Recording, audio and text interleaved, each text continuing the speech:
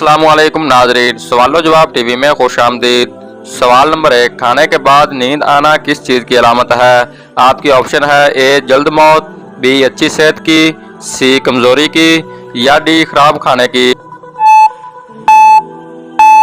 इस सवाल का दुरुस्त जवाब है ऑप्शन बी, खाने के बाद नींद आना अच्छी सेहत की अलामत है। सवाल नंबर 2, किस नमाज के बाद सोना मकरूह है?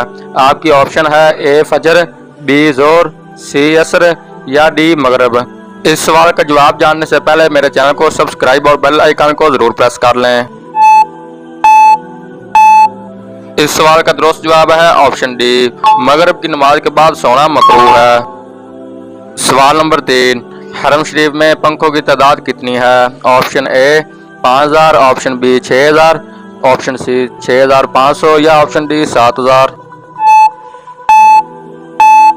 इस सवाल का दुरुस्त जवाब है ऑप्शन डी, 7000 हरम शरीफ में पंखों की तादाद है। दोस्तों, इन तमाम सवालों में से आपको कौन सा सवाल पसंद आया कमेंट सेक्शन में जरूर बताएं। अगर मेरे चैनल को सब्सक्राइब किया हुआ है तो वेल एंड गुड, अगर नहीं किया तो जल्दी से सब्सक्राइब और बेल आइकन को दबा लें ताकि मेरे इस तरह की नई से नई वीडियो आप तक जल्द से जल्द पहुंच सके। शुक्रिया।